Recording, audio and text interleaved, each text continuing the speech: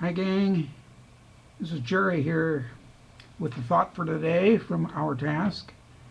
Um, Maria has been talking to you about intergenerational dialogue, and Derek has talked about that as well as conservation. And I want to talk about conservation some, conservation of resources.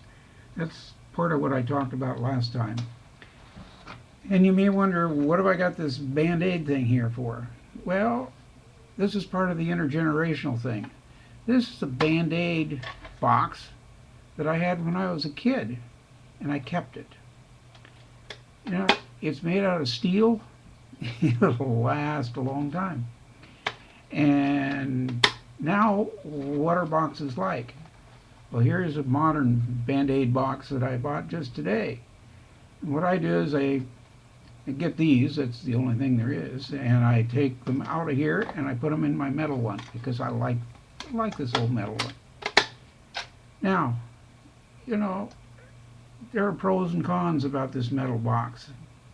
It lasts, but when I was a kid we used to just throw these away. So you're still throwing away a lot of valuable resource here in the steel that's in that Band-Aid box. Now the new ones, they're much lighter and they're made from less valuable material, paper, and so in some ways that's a helpful kind of thing. It's lighter to transport and less valuable material. These are an example of what economists refer to as dematerialization, where we're taking products that have got valuable resources in, taking that out and putting in things that are much less valuable, just the paper.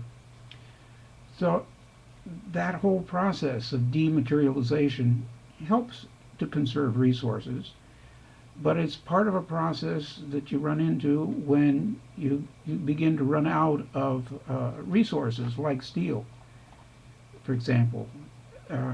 Then you want to find something less valuable that you can use.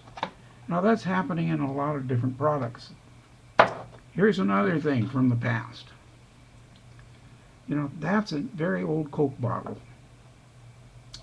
And I don't know if you can see what it says here on there, but it says a money back bottle, return for deposit. And when I was a kid, we used to walk miles and miles and miles up and down our rural road where we grew up in Oregon, and we'd pick up Coke bottles that people threw out of their car windows and take them back and get a deposit return. We got a nickel a piece for these. Now, what do Coke bottles look like today? They're plastic. This is all made out of petroleum. And I'm glad to see that there are still 6 states, including Oregon, where I grew up, where if you take them back, you can get a nickel for them. Nickel isn't worth anywhere near as much now as it was when I was a kid, but that's something. And I think it's really good that young kids who have a hard time finding an entry-level job to get into, you can go out and you can collect things like this and bring it in, make a little bit of money. Homeless people do it too, but cleaning up the trash and getting paid for it is, in my estimation, that's a good idea. Now, one other thing that I want to mention about it is, the waste.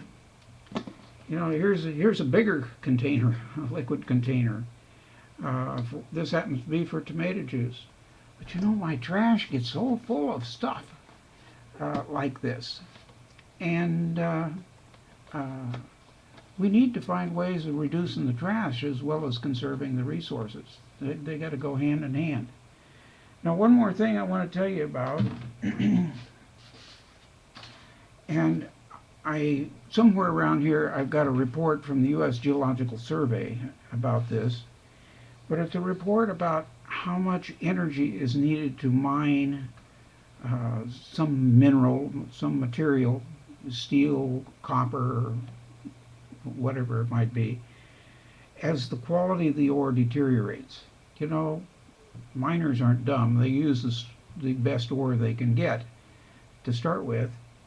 And then as the quality of the ore deteriorates, you got to use more and more energy to separate the mineral from the ore. Now this is what the graph looks like here. I'll see if I can get this where you can see it. There.